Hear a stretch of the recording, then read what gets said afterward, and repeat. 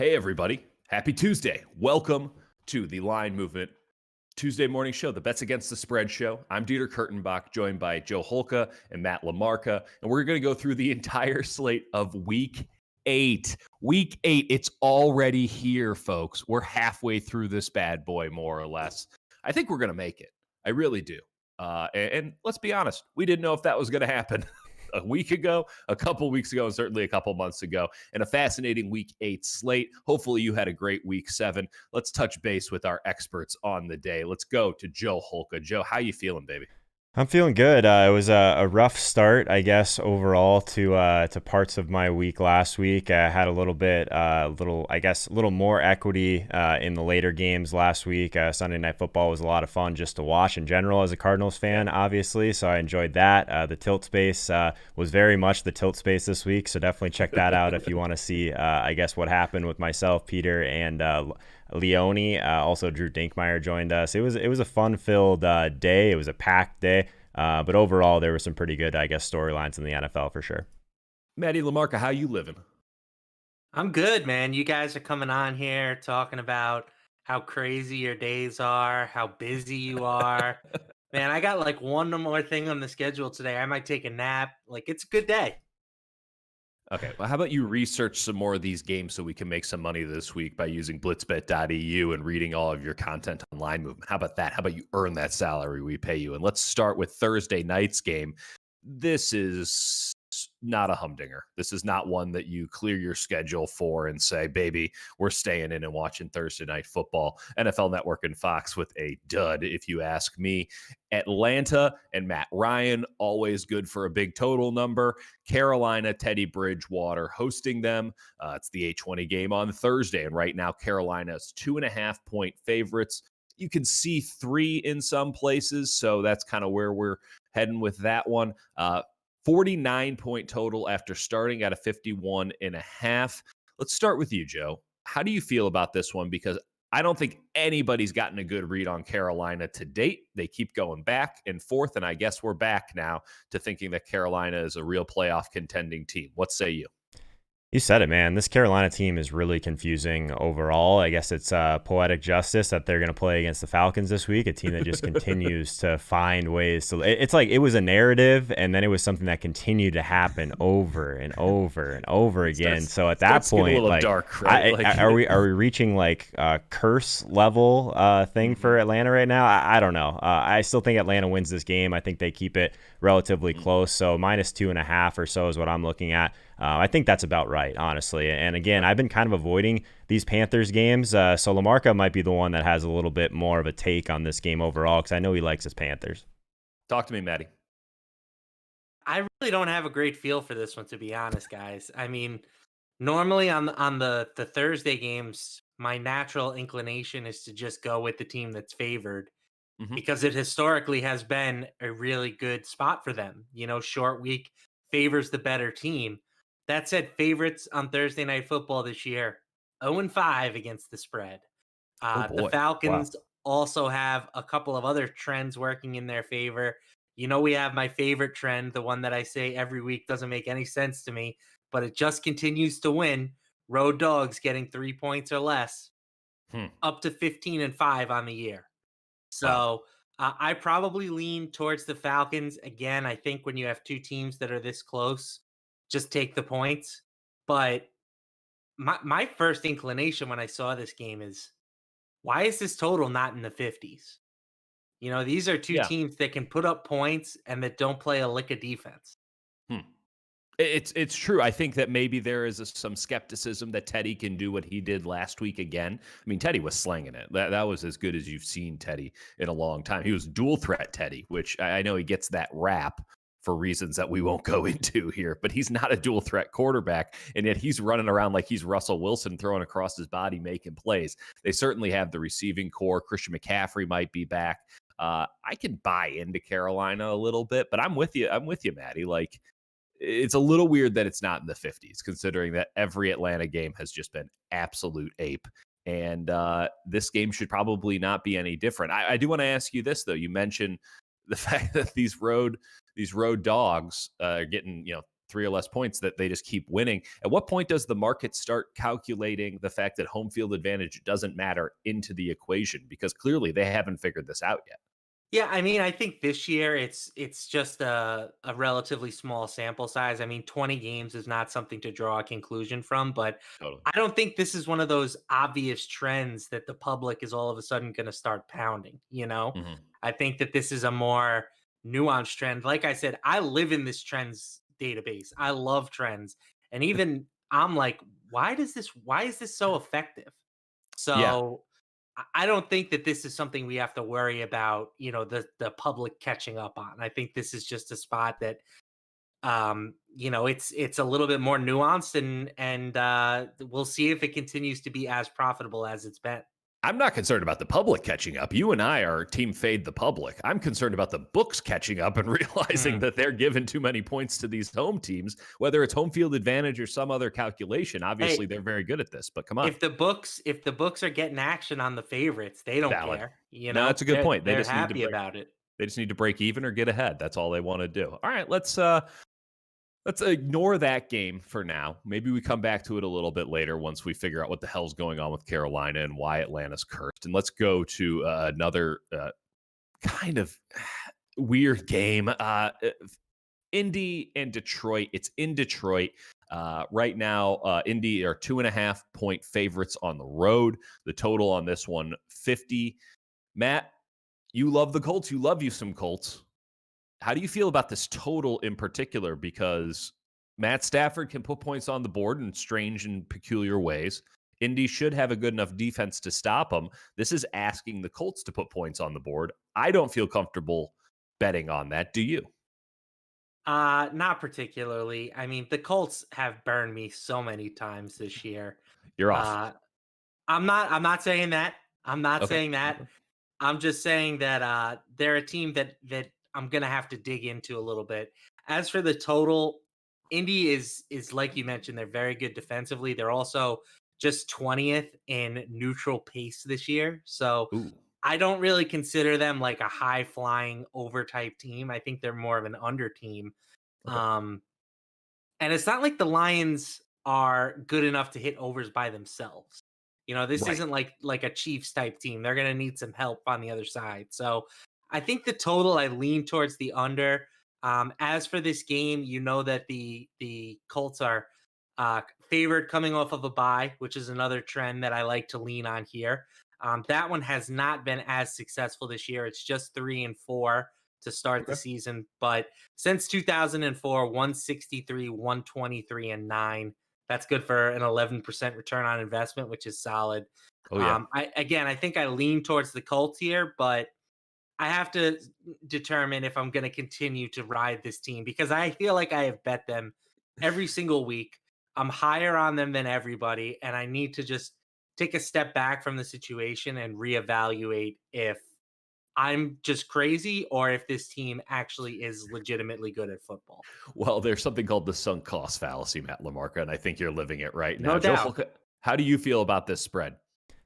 Yeah, I mean, betting on a team coming off the bye is something that always kind of makes a lot of sense to me. I think that just kind of looking into a few things, not as deep into the trends game as our own Matt LaMarca, but it is interesting. Colts are 14-5-1 against the spread against NFC teams over their last, since the start of the 2015 season, actually. I guess obviously a different quarterback situation there, but one thing that is kind of interesting, and look at the Detroit side, they've been just brutal in November over the last couple of years. They're 1-9 straight up, 2-8 against the spread in their last 10 November games. So maybe this is the time of the year where if we think that the Lions are a little bit better than they are because they've won 2 straight games, I'm not really there yet. I think that I'm on the Colts side in this one pretty significantly.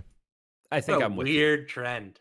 Hey, yeah, you bring trends. I can't have us bring in the same trends, man. I got to get a little bit deeper. You don't like these monthly ones, though. I might have to stop those ones. Yeah, I really don't like them at all. Yeah, well, I mean, especially too when we consider that one game this week is in October and then the rest of this week is in November. Like, which one does it count as? Perfect. I'll just start working less hard and no more trends for you guys. That's actually optimal for my day.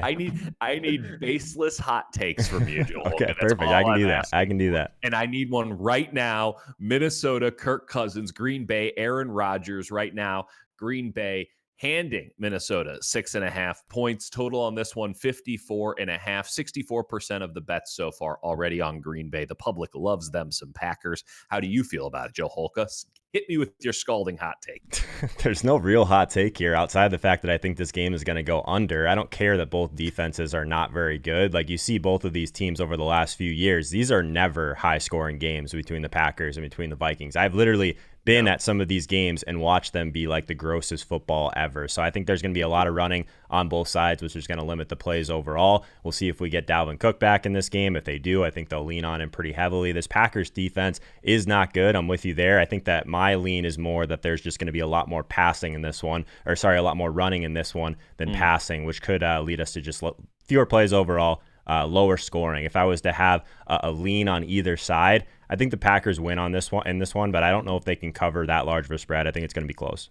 Yeah, I think that's an interesting, especially when you're talking about a game where you're definitely going under, and I'm with you 100% on that. That's a big number for an under. I mean, just in the NFL, even in this modern game, I mean, that's just a big number. Matt LaMarca, are you with us or are you going against us? Yeah, I think I'm with you on the under. I mean, and just to add to Joe's point here, Green Bay is 19th in pace and Minnesota is 26th. So not only are these teams, Minnesota has the highest run rate in the league in one-score games. So if you think this game is going to stay competitive, both teams are going to play slow. Minnesota is going to just try and kill the clock when they have the ball. But my favorite bet here is just take the Packers, laying less than a touchdown. It already has moved up to 7 in some places, but if you can get it at 6.5 still, I just love backing Aaron Rodgers as a home favorite. He historically crushes in that situation, 51-29-3 since 2004. Well, that would probably encompass his whole career, right? and then 2-0 this season as a home favorite. So Rodgers he is the type of quarterback that just takes care of business when he's supposed to. And this is a spot where he's supposed to take care of business. Two things that I can't shake when talking about this game. One, the trade rumors are fast and furious in Minnesota right now, and I wonder always how trade rumors affect a locker room. I mean, it is hard. When you're a team that's out of it, it is difficult to get guys to buy in during the week, and as we've seen with some of these teams that haven't been able to practice, that whole practice thing is kind of important, especially when you're putting together a game plan to try to stop Aaron Rodgers, and guys are thinking about if they're going to move, if they want to move, all that kind of stuff. And the other thing too is, do not underestimate Kirk Cousins' ability to throw the deep ball. As much as we want to lampoon Kirk Cousins, and he deserves plenty of it, like, the dude can hit guys over the top, in Green Bay's defense extremely susceptible to a big play. So I can see why this total is set where it is. Again, I'm with you, Joe. I'm with you, Matt. I think this is an under, but I think we might be sweating it out a little bit more. We'll see on the 6.5. I don't think I like that number just on principle, but I get where you're at, Matty. I totally do. And I think a lot of people are going to be with you on that one, because a lot of people are buying what the Packers are selling right now. Again, 64% of the bets so far. It's early in the week, but that's been a public team pretty much all year. So even that loss to the Buccaneers couldn't knock them off that mantle. Let's talk about Cam Newton and the New England Patriots and Josh Allen and the Buffalo Bills. Oh boy, this game a couple weeks ago we thought was going to be a barn burner. Now it's like, please burn down that barn. Like, we just don't want to look at that barn anymore with either team. Buffalo is a 3.5 point favorite. The total in this one is 44. I mean, we're talking about bad football when we talk 44 point totals and only a 3.5 point spread for Buffalo. Buffalo did not get, they let the Jets cover. I mean, that is an indictment if there ever has been one. Matt LaMarca, one, what the hell? And two, can Buffalo get back? Because I think that New England is definitely in that camp. They're not completely in it, but they're adjacent. How about to the Giants and the Jets? They're all sorts of bad. Yeah, I don't know if people realize just how bad, or I shouldn't say bad, how inefficient Buffalo was last week. Yeah. Right? They win 18-10. They don't score a single touchdown. But if you look at the yardage differential in that game, Buffalo racked up 422 yards. The Jets racked up $190. Oh my, I had no idea. Yeah, I feel better about picking the Bills so vehemently, because geez Louise, like I kind of caught some of that game and my soul was crushed. Yeah, it felt like the Jets hung in there and played tough, but No. in reality, Buffalo just kind of shot themselves in the foot a few times, and I think they knew that they didn't need to bring their A game that week, and Okay. so we didn't get their A game. Well, This one, couldn't the same be said for this game? well, I don't know. This is just a team in New England right now where, like, we're in uncharted territory here. Bill Belichick has lost 3 straight regular season games. All of your trends are screwed, man. All of my You gotta trends. blow up that spreadsheet. I thought last week was the prime get right spot for the Yes. Patriots, and they came out and looked absolutely terrible. They let a third string running back run for 100 yards and 3 touchdowns against them. It was incredible. So I honestly have no idea what to make of this New England team right now.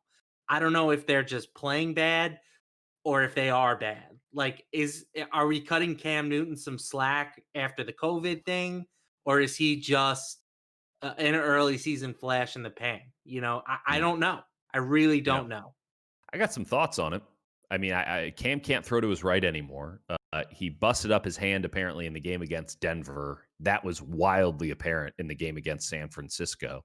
He has wide receivers that can't separate, which was the same problem the Patriots had last year. And now his offensive line, which was not that great to begin with, is all sorts of banged up. I think they're straight up bad. I mean, maybe they can get a little bit better with some more run and some more practice.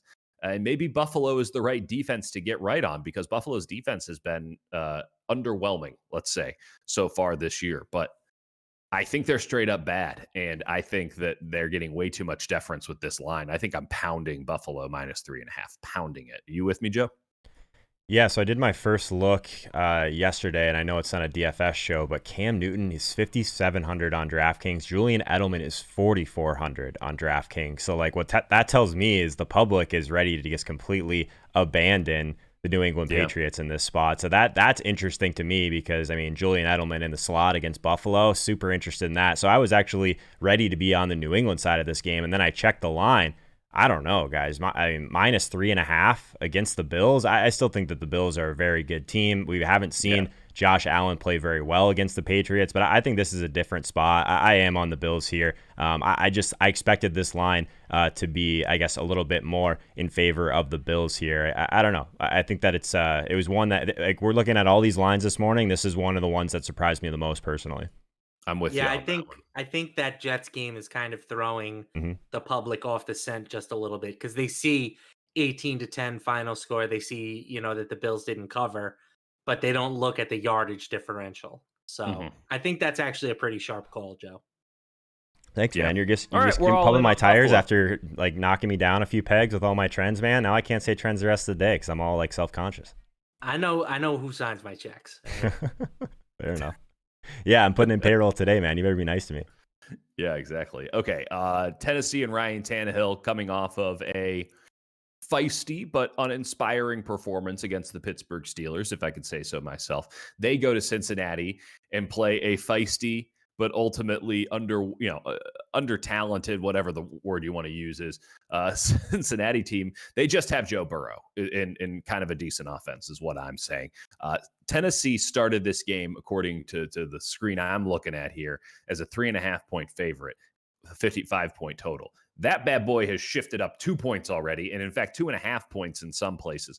DraftKings New Jersey, FanDuel New Jersey, you can get them at -6, and I think that that's a good number to take for Tennessee, who, listen, I can doubt them all year long. They're damn good. Now, they are not as good as the Pittsburgh Steelers, and you take away Derrick Henry and things get a little feisty, but like Ryan Tannehill, he might not be the MVP, but he's pretty good. Joe, are you looking for a bounce back from Tennessee here? Are you buying what the Titans are selling? I don't know, man. I played Derrick Henry at 1% ownership last week and thought it was sharp, and then I just get buried by all these other people. So I have no idea. This Tennessee team has just cost me so much money over the last 2 years. That said, sorry, I should have prefaced with your least favorite team in the NFL. You tee me up for Derrick Henry every week, man. I do think that there's an argument. Yeah, maybe Cincinnati just completely sells out to stop Derrick Henry, make Tannehill beat us, type of thing. I don't know. I think that I think this is another close game, though, guys. I really do. I think that there's a lot of people that'll be on the Titans here, expecting Mhm. that bounce back. But I kind of think this one will be close. I think that the Titans win a close one, but I don't know if they cover in this one. I think that Joe Burrow is the real deal. I'm kind of in on the Cincinnati offense overall. Maddie, which line do you think is more accurate? The initial one of -3.5 towards Tennessee, or the current one of -6? Ooh, good question. I lean that it should be closer to the initial line. Okay. I always think, from like a power rating perspective, adjusting for home field, like the current line is saying that this Titans team is roughly 8 points better than the Bengals on a neutral field. Mhm. And I think that's a smidge high. You could argue that the initial number might have been too low, but I think it's overcorrected at this point. Tennessee again, they were able to keep the game, the final score close last week, but Mhm. they were down 27-7 in the fourth quarter. They lost the turnover battle, or they won the turnover battle, excuse me, 3-0. Yep. And they were beaten worse than the final score indicated, is my take here. Agreed. So I'm always looking for reasons to back, underdogs that aren't going to be public underdogs. So I'm going to try to talk myself more into Cincinnati as the week progresses. Okay. But right now, this looks kind of like a stay away from me. How do you feel about this total here? 55, 54.5. Joe, I mean, I get it. Both of these teams can put up points with ease, but that's a big number. Are you feeling it at all? Yeah, I think that like if we're just looking at it in comparison to the Vikings and Packers game, I don't know if it's that far lopsided, but it does feel a little bit high to me. I think everyone, I mean, yeah, the Titans are 5-1, which is crazy. After it seems like they've been in some close games over the last couple weeks. I think this one does feel a little bit high in terms of the total. One thing that I'll say about the Bengals, they have not been good as a home underdog, 2-8, both straight up and against the spread in their last 10 games. So I think that's kind of interesting. But again, they're 5-2 against the spread this year, tied for the second best mark in the NFL. So I'm not sure which side you guys are on. I think that this one's close regardless. It's a weird one, no doubt about it. Another weird one coming up here: Vegas and the Browns, two teams that, listen, any week it seems like they got their act together, and then the week after that, you have no idea what the hell they are. It's in Cleveland. I think that says something. 2.5 point. The Browns are 2.5 point favorites. The total on this one, 54, 53.5. We'll start with you, Joe. Baker Mayfield, no Odell Beckham Jr. Somehow that formula seems like a good thing. Are you buying in on Captain Progressive at home? I don't know, man. I have a really hard time placing any sort of wagers where Derek Carr is involved, at least on that side of Yes. it. But it's interesting. Obviously, OBJ is down with that torn ACL now. You would think that that would just be a poor thing for this offense, but then Baker comes out last week and plays extremely well. So it is a weird one overall. I think that this might be a reasonable upset to go after, though, in terms of the Raiders side of this, and the line's interesting. Another high total. So I think this is another one that might be pretty popular in DFS as we progress throughout the week. I think that the Vegas defense is not, they haven't been that impressive overall, but I'm just not really looking to invest on, if there's going to be Browns hype, I think I kind of want to be on the other side of that one personally. Yeah, Maddie, talk to me about the Browns defense and Carr, because from my perspective, and obviously this year as compared to the prior years, I'm less around the Raiders, but Carr doesn't do well under pressure, and Cleveland can bring the ruckus in the backfield on defense. I don't think that's a good formula. Maybe I'm wrong. Maybe things have changed. How do you feel about the Vegas offense right now? And how do you feel about the matchup that they have with the Browns, which have a pretty good defense this year? I think the Vegas offense is fine. They've been fine all year, and they just ran into a buzzsaw last week. Tampa Yeah. Bay.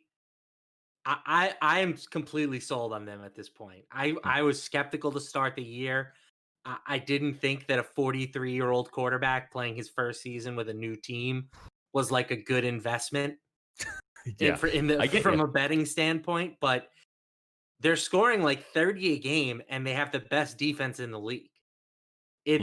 It's not even a fluke at this point. Their pass rush is just that good. So if they can get Derek Carr under pressure, uh, this week, excuse me, the Yeah. Browns, if they can get Derek Carr under pressure, it's going to be a another toughish game for them. But what scares me more than anything here is just the betting numbers, right? Right. So this line opened up at 3.5, and Vegas has been a very public dog. 65% of the spread tickets and then Mhm. 74% of the money. So Ooh. that caused this line to drop from 3.5 to 2.5. And I just don't know if I want to buy a public dog now at a worse number. Like, Yeah, to I'm me, with you. this might seem like a place to buy low on or to buy back on Cleveland. And I hate the whole, like, OBJ is a cancer. He is a loser. The guy's never gonna win wherever he goes. But, like, you look at that game last week, Baker starts the game 0 for 5 with a pick. Mhm. He finishes the game over his next 23 throws. He completes 22 of them for 297 yards and 5 touchdowns. Seems good. I just don't, it doesn't make any sense to me that he would be better without OBJ, but, like, maybe it is a thing. I like that Maybe it's a narrative, thing. LaMarca. I think I like that narrative a lot, actually. Like, just from someone that, yeah, I didn't play pro or anything like that at the highest level, but I've been on enough teams to know that, like, if there is at least one guy, I don't care how good the guy is, if there's one guy that's consistently, like, bringing their morale down, whether it's on the bench, whether it's on the side of the field, whatever it is, like, something goes wrong, he shrugs his shoulders and walks off the field. Like, that does have an impact on this team overall. And I'm not saying that he gets hurt and everyone's excited, but, like, if Baker, like, if there's any sort of pressure on him just to make sure you get OBJ involved, to make sure he's happy, like, if that pressure goes away for a guy like Baker, maybe that is a positive in some ways, at least from his mindset. 1000%, Joe. That has to be it. Now, we'll see if it's actually true or not in these upcoming weeks, but it does feel as if Baker has to force the ball to OBJ at times. OBJ doesn't separate like he used to. I don't know. He was never, the best receiver in the NFL or anything like that. He's probably more of a number 2 on a really good team. But man, it did feel like they had to force it. And Baker is at his best when the field is spread out, when he can make a couple of reads, he can play a little fast, he can play a little loose, and he just throws it to whomever's open. He just has to play backyard football. That's why anytime he has a clean pocket, he's running around like a chicken with his head cut off. Like, he plays backyard football, and OBJ is a player who the system has to be built around him. That's why Freddie Kitchens was hired in the first place. Like, he can build a system around OBJ.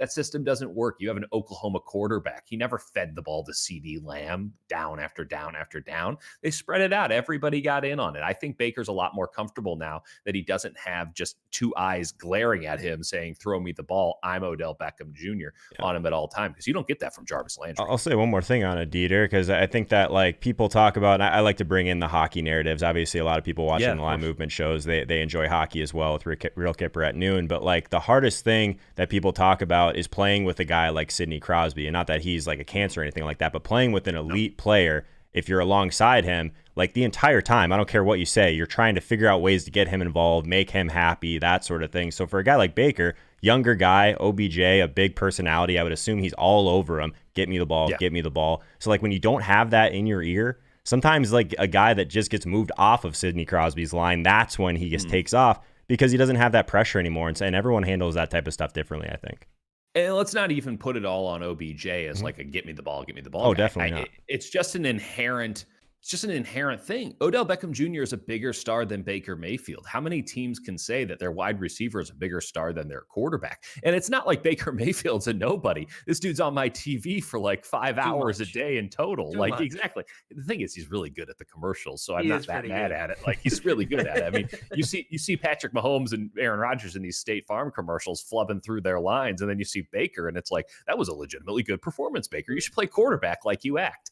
He'll be very good on TV when his career is over, whenever the hell that might be. And without Odell, it might be, pretty far in the future. With him, who knows? I just think that there's now less inherent pressure, and these things manifest in strange ways. And he can just sling the ball around. There's no responsibility to get the ball to anyone in particular, much less a guy who's very famous and a guy who's very outspoken. So I think that there's probably good things. And this is a stay away line, a stay away total. I'm kind of just out on this game in general. But if you had, gave me $100 and said you have to put something down on this, I'm buying the Browns. I'm buying Baker Mayfield without Odell Beckham Jr., as weird as that sounds.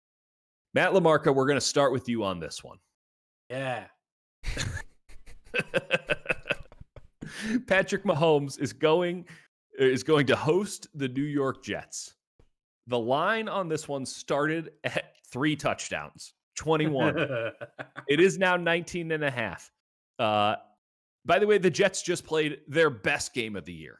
As much as they had less than 200 yards. I mean, damn it, they made the Bills sweat it out and they covered. So there are now rumors. These are unsubstantiated to this point. There are rumors that Patrick Mahomes might not even play in this game, that they might straight up load. No, I'm not even kidding. I have heard from a couple of people this morning that they might load manage Patrick Mahomes. And I'm like, that's a joke. And they're like, not a joke. We'll see. It has been suggested at the very least in the camp in Kansas City. So that could change this line dramatically. I'm not trying to break any news, anything. It might be a joke, and I'm just getting my leg pulled, and I'm extremely gullible. But like when multiple people who I know aren't talking to each other bring that up, that's interesting to me. Mahomes, if he does play, again, 19.5-point favorite. Matt LaMarca, my personal opinion is friends don't let friends bet the Jets, but is this line too savory to pass up? Definitely not too savory to pass up. I mean, if there's a chance, you do have me intrigued though now. Yeah, I know. If there's a chance that Mahomes sits, as ridiculous as that sounds, like just taking it back a step, what a slap in the face that would be to the New York Jets. Hey, you're gonna sit your quarterback against us? We only play 16 games during the regular season, and you're gonna just take one off. And why would you risk Patrick Mahomes against the Jets when you can play Chad Henne? And still win, by the way. Anyway, I was curious historically how favorites this large have fared in the past. So since 2004, we have had 12 regular season games with a spread of at least 17.5 points. So we're talking three scores plus, right? And the favorites are just 3-9 in that situation. So interesting. Makes sense. It is a tough it's tough to just beat a team that badly, even in the NFL, even a team as bad as the Jets. But if you'd missed your opportunity to bet on the Jets last week, I do not think you should chase the Dragon versus Kansas City. There is a huge gap between the Bills and the Chiefs talent-wise. The big difference being that Kansas City actually can play defense, right? Yeah. The Bills held the Jets to 190 yards, and they haven't played defense all year. You know, now they have to face a Kansas City team that is very, very good at stopping the pass. And you don't have to worry about the Jets being able to run the ball. They have like a 400-year-old running back. So, Joe, I don't think you can bet Kansas City at this line. Yeah. But I certainly would not bet the Jets. Is that where you stand, Joe? I don't know. I was distracted trying to tweet out a million things about them load managing Patrick Mahomes right now. That's interesting to me. Last week we said that this was the worst team we've ever seen. I still kind of want to throw out a little bit of last week just because I'm not convinced that even I think that was more of a, hey, we're playing the Jets this week, and it was just more of a Bills problem, not necessarily a Jets playing extremely well problem. So I'm still on the side of this number can't be big enough. But I mean, if that is legitimately a thing for Patrick Mahomes, like on principle, you should be betting the other side right now. I'm with you on that, and that line would change dramatically. Yeah. I don't know if it's going to happen. I'm just saying it has been suggested by people who are actually serious about stuff like this and who I trust their opinions on it. That's all I'm saying.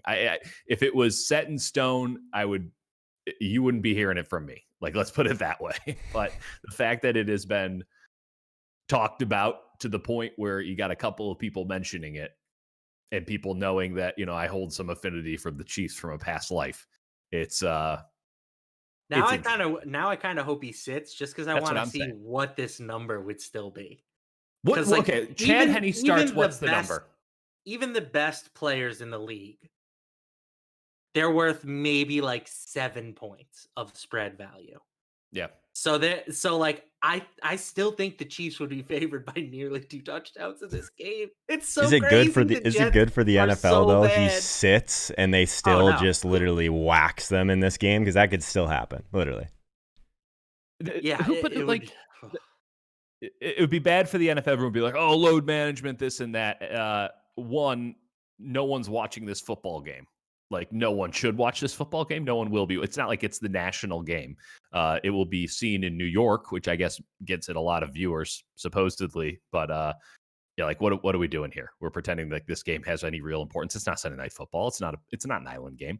It's not even the afternoon CBS game or whatever the hell Fox does these days. So you can load manage in this situation. I would feel okay. And honestly, yeah, I get it. Right now, I think that this number is adjacent to the 19.5, but we're looking at a 50-50 ticket split, more or less. I mean, there's something afoot.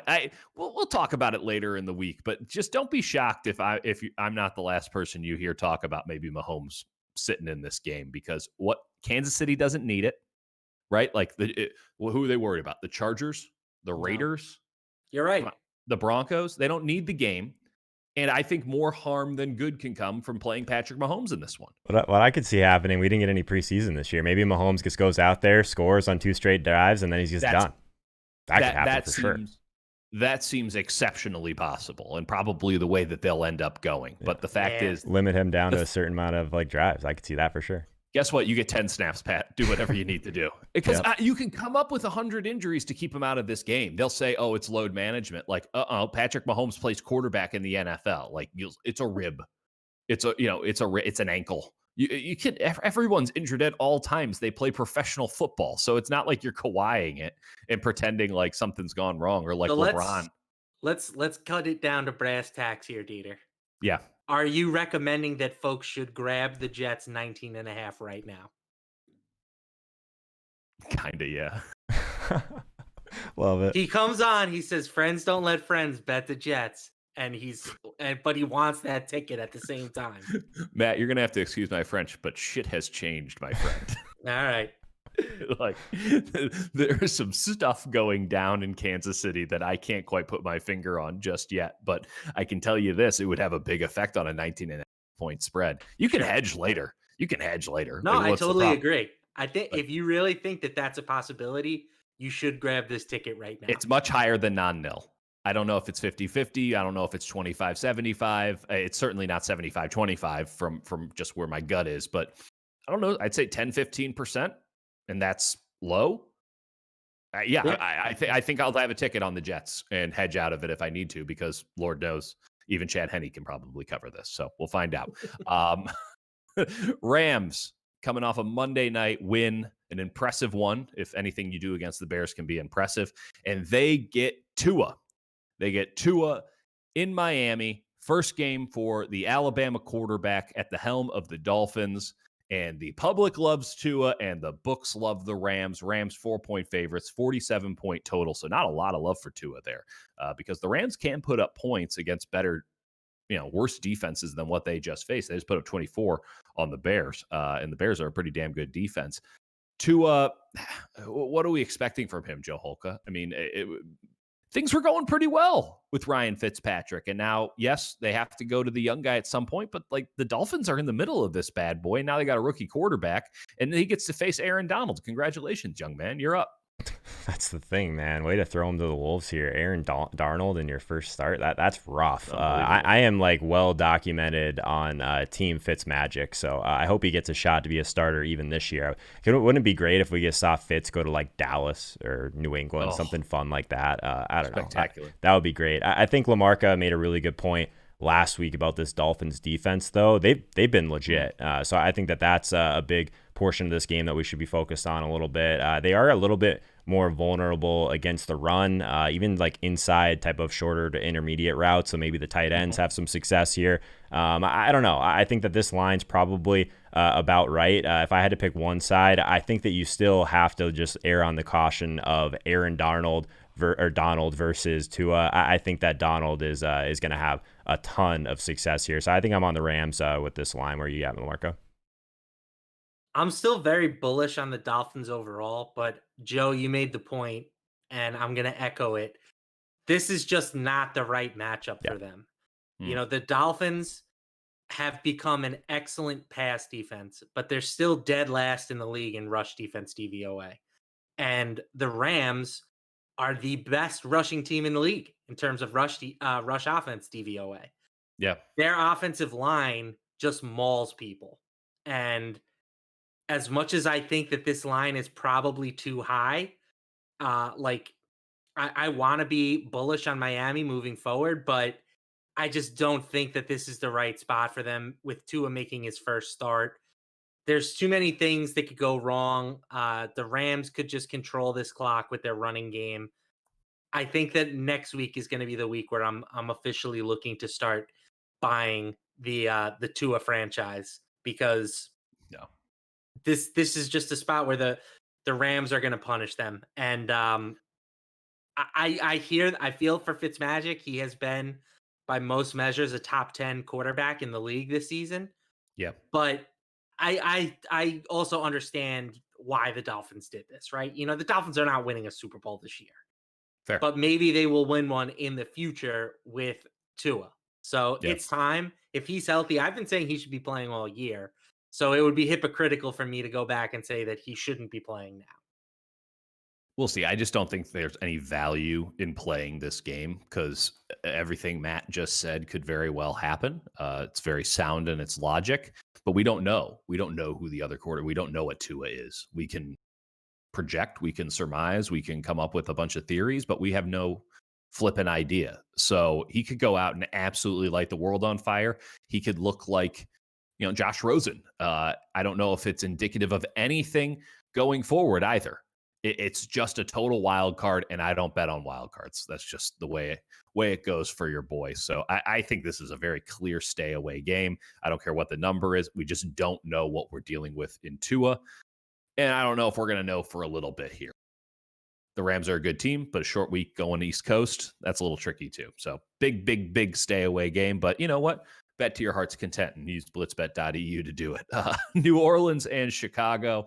Chicago coming off of it's a game where the head coach is going to get fired and the quarterback's going to get fired at the end of the season, and they'll be thinking back to that game as to why. You can't perform like that on Monday Night Football and expect to keep your job unless you go and beat the New Orleans Saints the next week in a rousing performance. So, Joe, how do you feel about Drew Brees giving up 4 with a 45.5-point total to Nick Foles and the Bears?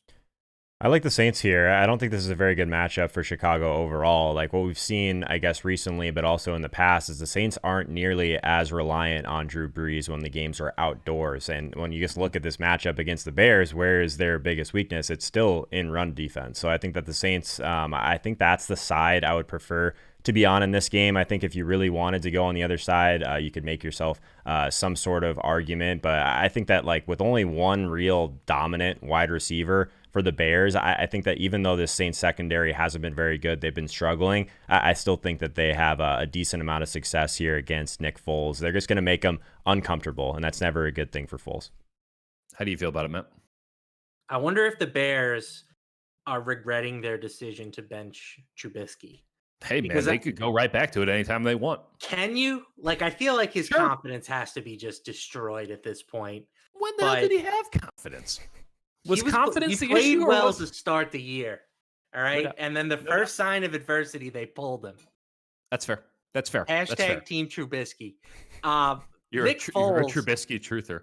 Nick Foles has been Trubisky. disgustingly bad. Worse than Trubisky. Come on, that's aggressive. Okay, you ready for this? Last night he was. He was last night. He when he played against the Falcons, when he came in relief, he had a 7.0 adjusted yards per attempt. Yeah.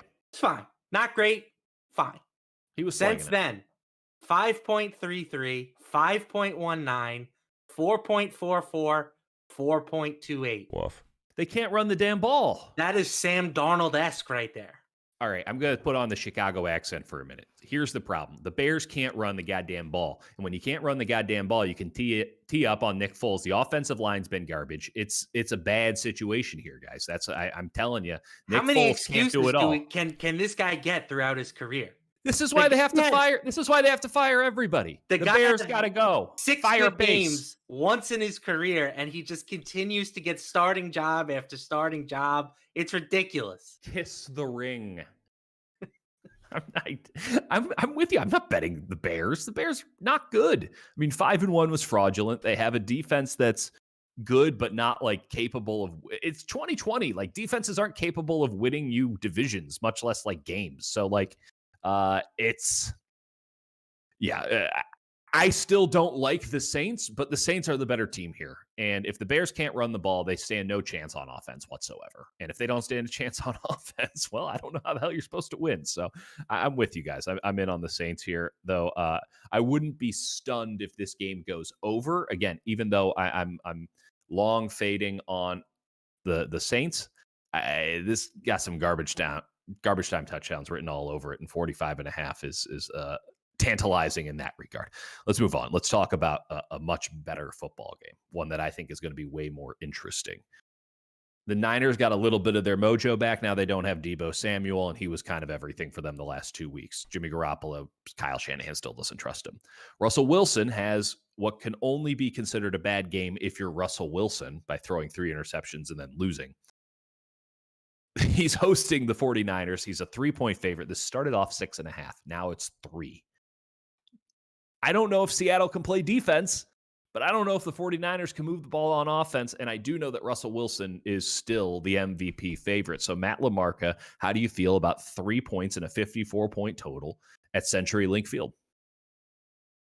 This was the line that like just immediately jumped out to me this week. 3 points? Like, believe me, I am not Mr. Seattle. No. I agree that they have a dreadful defense. This team still has problems. Yeah. But 3 points is saying that they're equivalent to San Francisco on a neutral field. No. I can't get behind that. So, am I going to be on the square side here with Seattle? Maybe. But the line has dropped. It opened at 6.5. That seemed much more reasonable to me. On the advanced spread, it was 6.5. That seems much fairer. I am definitely willing to invest in Wilson coming off of a loss. I mean, this guy historically throughout his career, 23, 12, and 4 against the spread coming off of a loss, Russell Wilson. So you'll see numbers like that from most of the elite quarterbacks in the league. And Wilson certainly qualifies. I think that this is a spot where you want to buy low on Seattle. Joe, talk to me about what you think Wilson can do against a 49ers defense, which is all sorts of banged up, but has performed very well. And I think that's not, given too much credit to their performances against bad teams like the Jets and the Patriots and the Giants. I think they've played pretty well overall outside of that one game they had against Miami. What do you think Russ can do against them, though? Yeah, I mean, I think Russ is still going to have a ton of success. And from a fantasy perspective, the Seahawks team is just a dream, right? Because they, like LaMarca said, like they might be like a bottom 3, bottom 2 defense in the league. I mean, just looking at their yards they're giving up per game, 479 yards per game, dead last in the NFL. No team has ever given up 430 yards per game over the entire season. They're going to be giving up over 7,500 yards this season if this continues, which just doesn't even seem mathematically possible at this point. No, so I think that I'm with LaMarca, decent buy low spot on Seattle overall. I just don't think, I think I'd be more bullish on the other side if it wasn't Jimmy G in San Francisco. So in this spot, I agree with LaMarca. It's one of those lines that I was like, whoa, like the public, I guess they understand now how bad Seattle's defense is, but I think this is taking it a little bit too far. All right, boots on the ground perspective here. The Niners have basically just gone to run, and only run over the last 2 weeks, and that's their kitchen sink model. And so much of that has revolved around using Deebo Samuel in sort of the jet sweep end around screen game. They don't have him. He's out for the next 2. By the way, this team also gets the Packers on Thursday Night Football, so not a look-ahead spot, but certainly a guard yourself a bit because you got another game in a couple days spot, which are never good. I just don't know how the hell they move the ball unless Kyle Shanahan finally says, okay, Jimmy, throw it. And every time he said, hey, Jimmy, throw it. And every time he said, Jimmy, throw it, what does Jimmy do? He throws interceptions. So maybe the Niners got some sort of guts. They got some sort of guile. That's a tough as hell football team. Any other squad probably would have collapsed under the amount of injuries that they've had. But I'm with you. I think that 3, come on. That's just being disrespectful to Russ. Like this should be 4 or 5. I would feel a little weirder about it if it was a 5-point spread. 6.5 was probably too rich. 4 might be a little bit too low. 5.5 is just right. 3, pound it. Absolutely pound it. All right, we don't have lines on Dallas and Philadelphia right now because, well, we don't know who's going to be at quarterback for Dallas. We'll talk about that later in the week. We have plenty of other shows to talk about here at Line Movement. Let's move on. Let's move on to Justin Herbert, Drew Lock, Chargers and Broncos. Chargers open as 2.5-point favorites. That's now moved to 3. 45.5-point total, now down to 45, though you can still get a 45.5 in some places. Why are we not in on the Chargers here, guys? We'll start with you, Matt. Like, I feel very strongly that the Chargers are a much, much better team than the Broncos. Maybe, is it the Vic Fangio thing? What's going on here? I mean, they're road favorites here. You know, it's not like they're being disrespected. Like, this line is saying that the Chargers are 5.5 points better than the Broncos on a neutral field.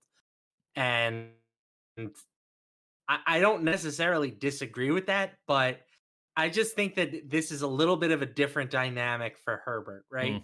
He's played as an underdog a lot.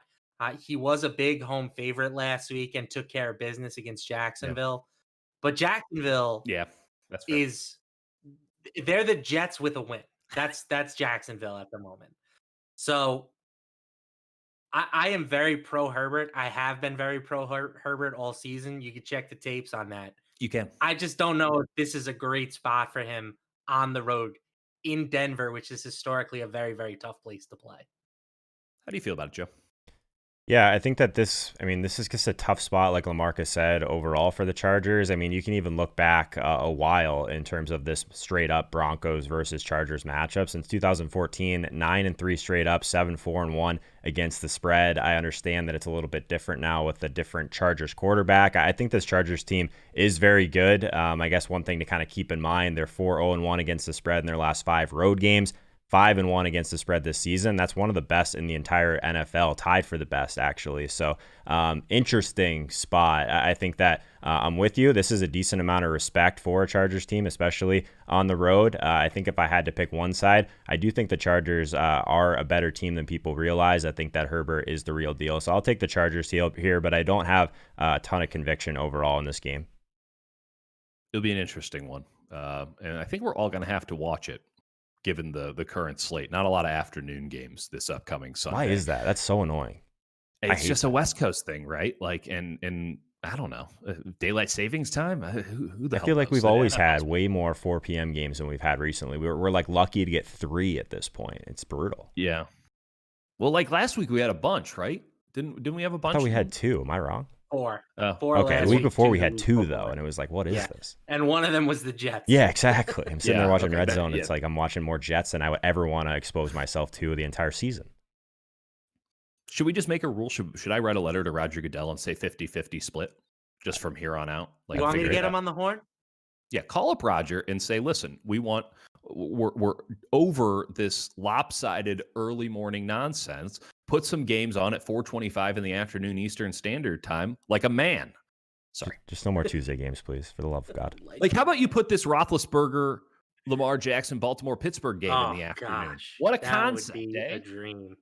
I mean, it should be the night game. Why is that game at 1 p.m.? I didn't even realize that. That's horrible. They have Dallas and Philadelphia as Sunday Night Football. Don't Apparently, worry. Somebody at some point will test positive and this game will get moved. Yeah, you're right. Do you think the NFL plants a positive test as to make sure that can happen? See, you want to talk about conspiracy theories. We're load managing Patrick Mahomes, and the NFL is planting so that they can get this Sunday night football game off the air and move Pittsburgh and Baltimore onto it. All right, let's talk about it. Baltimore opened as 5.5-point favorites. That's now moved to 3.5. Listen, Baltimore's very good. Pittsburgh's undefeated, man. And I know that they keep letting teams back into games late, but like, what are we doing here? By the way, the total on this one has dropped dramatically. It's dropped 3 points in some places from 49 to 46. Joe, what the hell's going on, and where the hell do you stand? I just can't wait to watch this game personally. I think that getting the Ravens off of the bye, they have more time to prepare for this Steelers team that, like, yes, they're a good team. They've been winning games, but like there's been some shaky games along the way also. They're like actively trying to give a couple of games back recently. So hopefully this defense can hold things up a little bit to where we get Lamar at full strength for the entire game. I would love to see this Baltimore team just like literally try and sling it the entire game and score points. But it's interesting that we've seen the total come down. Maybe they just really try and control it and play more of a playoff style game here and run the ball a ton. It's interesting. I think that Ben Roethlisberger at full strength, pretty obvious that Deontay Johnson is their number one when he is in. That's something I got wrong last week. Overall, I thought there might be a little bit more of a rotation with Claypool and Deontay Johnson, but Ben Roethlisberger doesn't care about that. So that was interesting. Nice to see Juju have a decent game. Yes, I don't know. I don't have a ton of feelings yet about this game. This is one that I'll have probably some stronger feelings about as the week progresses. Once we find out it's the Sunday night game. Maddie, how are you living over here? How is this one? How does this one excite you? Man, when I first saw this spread, I was like, I can't wait to buy Baltimore. Like, this feels like the ultimate buy low spot on the Ravens coming off of a bye. Mm-hmm. Pittsburgh is a great team. Again, I feel like that's another bandwagon I've been driving for most of the year. No but question. I'm on it. I'm on it with you. I don't know if they're necessarily like the best team in the league. Fair I enough. still think that role belongs to probably the Chiefs, but the Ravens are right behind them. Mm-hmm. The big question here is just that is how does Pittsburgh's run defense hold up against Baltimore? Because Pittsburgh has been the best run defense in the league this season. Right. They just limited Derrick Henry to 75 yards on 20 carries. Yeah. You know, they have stifled the run all year, and the Ravens have been pretty pedestrian when they haven't been able to run the ball this year. Right. You know, like I think a Or lot ever. of people, myself kind of their thing. included, we're hoping to see Lamar Jackson take a step forward as a passer in 2020, and it just hasn't happened yet. So I'm split. I'm torn. I still think I'm going to be on Baltimore because the fact that we only have to lay 3.5 with them coming off of a bye seems Right. pretty crazy. But at the same time, Pittsburgh theoretically matches up very well against them. I'm with you on that one. I do think this is a stay away from me because I don't know which way that Pittsburgh run defense, Baltimore run offense battle's going to go. That is those are two incredible forces going at it. And to say that I know which way that's going to go, completely foolhardy. If I had to lean, I'd say that Baltimore can stretch Pittsburgh sideline to sideline a little bit better than most other teams. And that could be the difference because right now Pittsburgh without Deion Bush, kind of a north-south run defense a little bit. That works against Derrick Henry. I don't know if it works against a real triple option like Baltimore is certainly going to be running coming out of the gates after a bye week when they've had a lot of time to practice their pitches. Good point. Tampa Bay, the New York Giants on Monday Night Football. Can we get a positive test in this game so that we don't have to watch this on Monday Night Football? Sorry to be so flippant about the coronavirus, but come on, NFL, get it together. I know that you want that Giants market, but no, stop it. By the way, Chris Godwin's not going to go in this game for Tampa Bay, so make note of that ahead of time if you are so inclined to play like, just a Monday night slate on DFS, or, you're a regular weekly fantasy guy. Tampa Bay has gone from 8.5-point favorites to 10.5-point favorites. The total on this one is 47. Matt LaMarca, what number would it have to get to for you not to bet Tampa Bay? 10.5. Okay. I don't know if I'm necessarily going to bet the Giants, but I think that this spread is definitely high, right? Okay. The Tampa Bay stock is at an all-time high at the moment. Yeah. They are coming off of just a bunch of impressive wins in a row. And I do worry about this pass rush getting to Daniel Jones and forcing him into a ton of mistakes. That said, like Chris Godwin being down does concern me a little bit because the Giants have one of the best cornerbacks in the league with Bradbury. If you put him on Mike Evans, does that slow down the Tampa Bay offense at all? I don't know. I mean, Brady has been lighting it up recently. He's getting Gronk more involved. Scotty Miller had a huge game last week. I just think that anytime you look at it and you're like, oh, well, this is an easy win, it's usually not as easy as you think, especially if the game doesn't involve the Jets. So I'm going to have to really dig in and try to convince myself that the Giants are the correct side here. But again, I just out of principle can't bet a 10.5-point favorite on the road. Joe Holka, are you betting Antonio Brown this week? Oh, is there like a team in the league that's like easier to root against than the Tampa Bay Bucks? Like obviously we were pretty early on that this year, but now with Antonio Brown, I guess en route, I don't know. I'm with LaMarca. The crazy thing about this is we made the comparison last week to Peyton Manning with that defense for the Broncos when they won the Super Bowl. The difference here is this offense is still putting up a decent amount of points. Like Brady might not be completely washed. Like I'm not a talent evaluator by any means, but some of the throws that he just makes so effortlessly because of his accuracy, he's throwing it over the top of the defense right into the guy's hands. Like that's just the type of stuff that if he does get some weapons around him, he's not going to completely fail, regardless of if he can push the ball down the field or not. So, I think that this is an interesting line. We just saw obviously against the Jets last week and Buffalo. I think this is a different situation, and I am on the Tampa Bay side on this one again. That's it. That's the slate. So we're going to start with you, Matt LaMarca. What is your best bet of Week 8?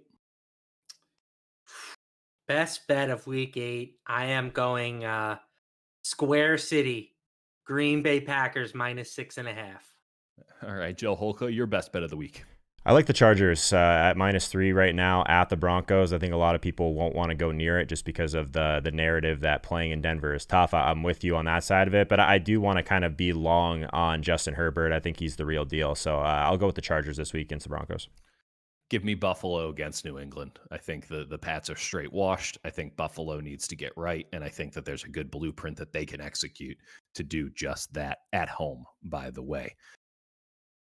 This has been Line Movement. Use blitzbet.eu for all of your betting needs. Joe Holka, tell the folks where they can see you next.